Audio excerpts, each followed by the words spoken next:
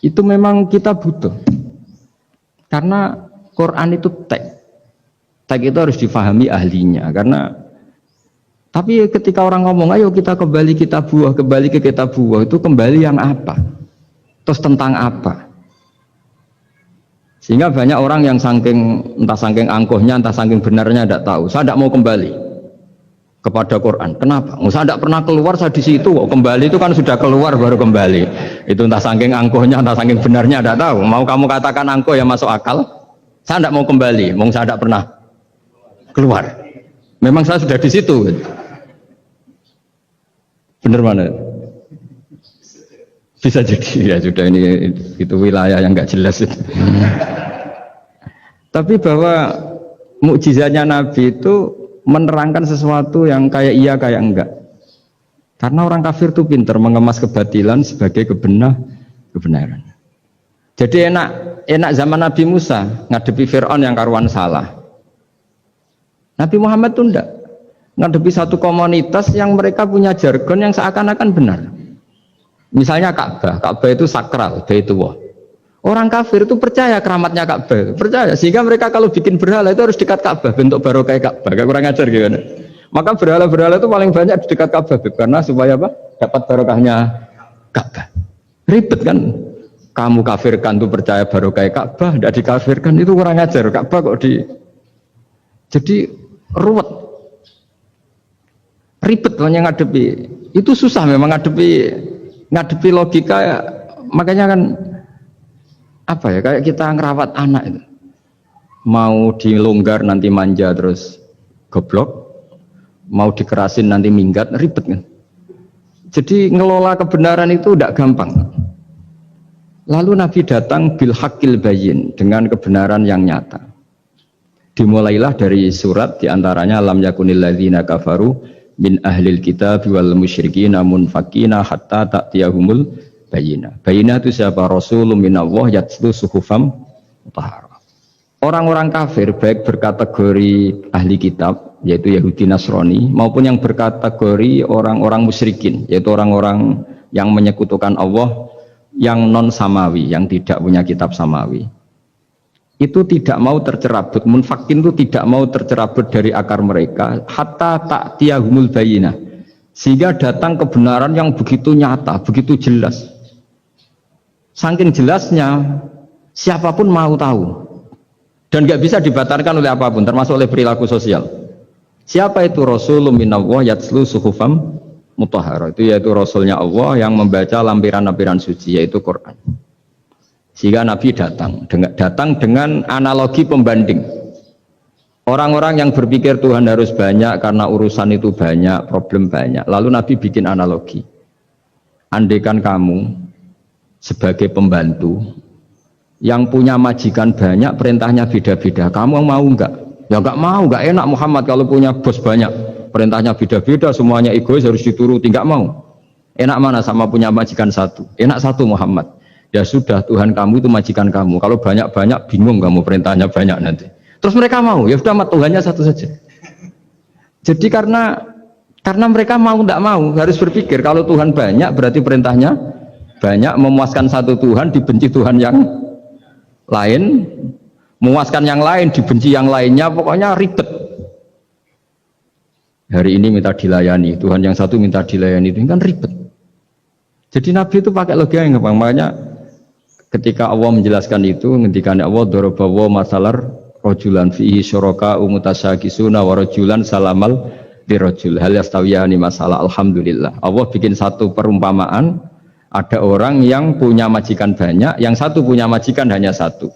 Hal yastawiyani masalah, nasibnya enak mana? Enak yang punya majikan satu, karena standarnya jelas, SOP-nya jelas. Akhirnya mereka sadar, oke, Muhammad Tuhannya satu saja. Lalu dalam pertanyaan-pertanyaan yang lain, misalnya tadi masalah Sayyidina Ali, masalah dibully lah kalau sekarang itu Nabi menjawab ya dengan rasional, karena mau tidak mau. Karena Nabi tidak dibolehkan pakai mukjizat zaman itu. Untuk awal-awal jadi Nabi itu nggak boleh pakai mukjizat, karena mukjizat itu punya sisi yang sangat-sangat fatal, yaitu kalau Allah sudah menurunkan mukjizat itu sekali nggak diimanin itu harus ada azab. Nabi ingin umatnya itu nggak kena azab. Makanya ketika Allah Ta'ala wa ma mana ana an nursila bil ayati illa an kadzdzaba bihal awwalun. Cara terjemahan bebasnya gini, Muhammad, saya tidak ngasih mukjizat kamu kayak Nabi Musa, kayak nabi-nabi sebelum kamu yang berupa fisik.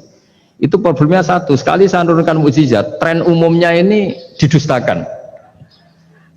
Ketika didustakan, saya punya alasan menyiksa, wong sudah tak perlihatkan sebegitu jelas kok tetap didustakan. Maka sekali saya menurunkan mukjizat, kata Allah, wa ma nursilu bil ayati illa takhwifa. Saya memberikan satu ayat itu hanya warning, hanya peringatan bahwa ini akan ada bahaya azab.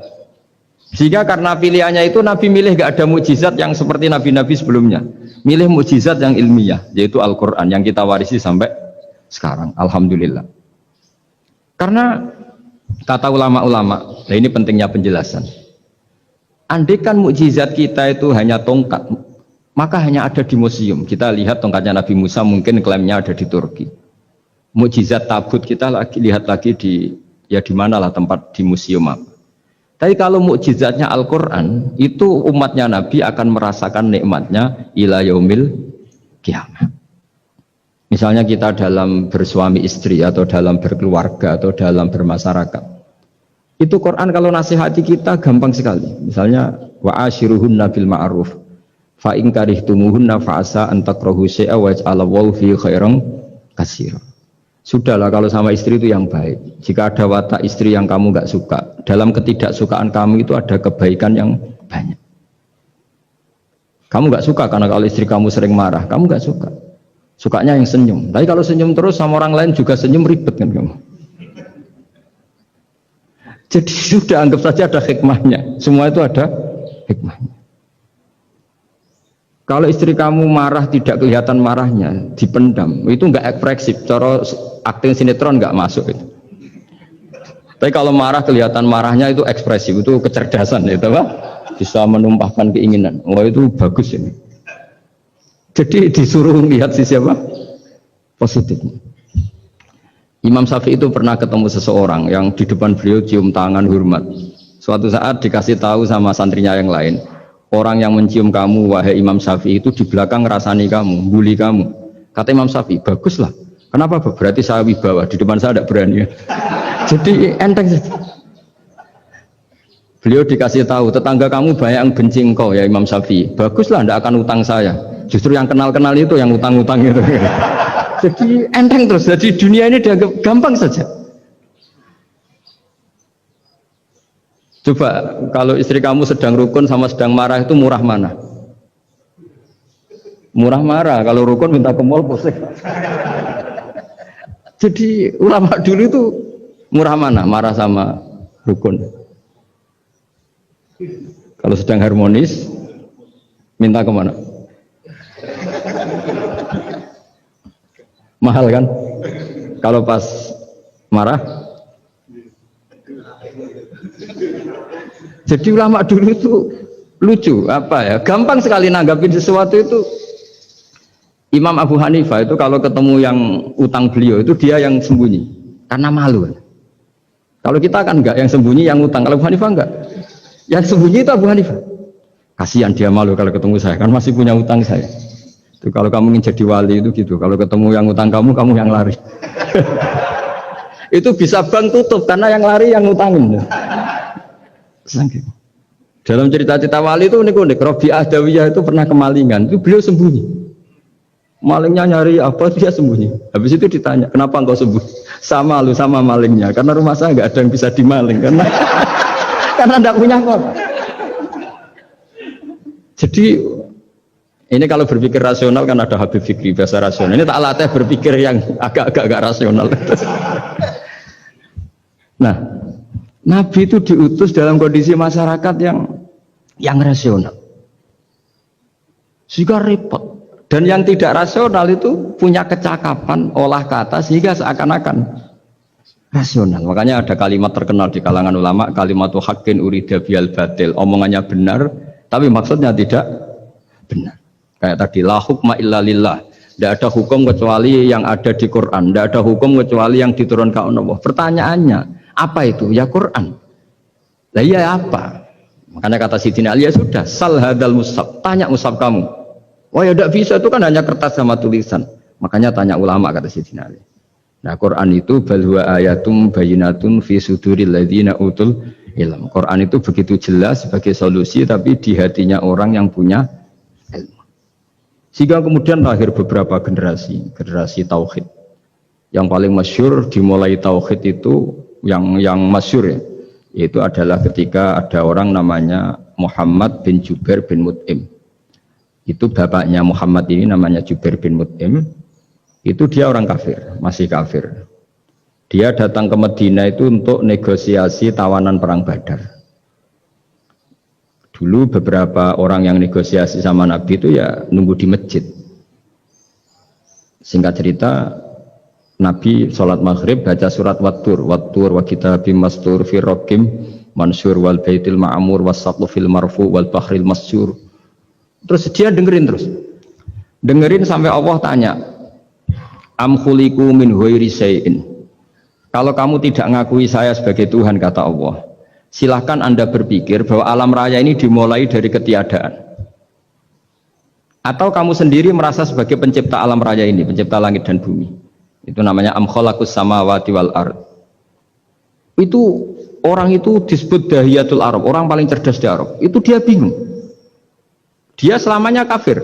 Cara berpikir menuhankan berhala, Lata, Uzza, pokoknya menuhankan makhluk lah. Terus dia mikir, Muhammad ini kacau ya. Akal saya dihabisin, kata dia.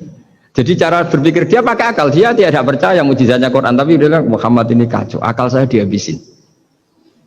Akhirnya Nabi setelah salam dia menyatakan Islam. Karena kata dia, Muhammad, akal saya habis oleh apa yang kamu baca. Nah ini saya mau menerangkan tauhid sebagai inspirasi, yaitu logikanya gini, langit bumi ini kan wujud itu punya eksistensi. Kalau langit bumi ini wujud, alam raya ini nyata, lalu kamu mengatakan sebelum alam raya ini ketiadaan, berarti ada satu kesimpulan ketiadaan menciptakan yang ada. Itu malah gendeng bareng. Logikanya kan nggak kena, al adamu yakhluqu maujudan, sesuatu yang nggak ada menyebabkan atau menjadikan sesuatu yang ada. Akhirnya padahal pertanyaannya tadi gitu, ya sudah kalau kamu nggak percaya saya sebagai Tuhan, sebagai pencipta awal, sudah ada usah Tuhan-Tuhanan. Tapi ya, mari goblok bareng dengan mengatakan bahwa alam yang ada ini diciptakan oleh sesuatu yang tidak ada.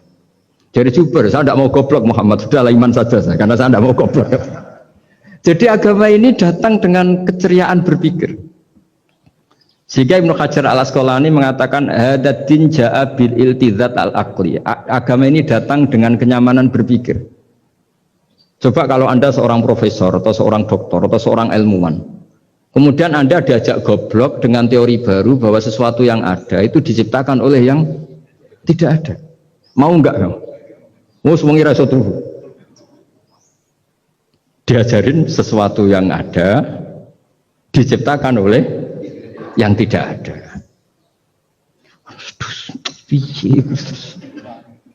Gak keren lagi. Gak boleh.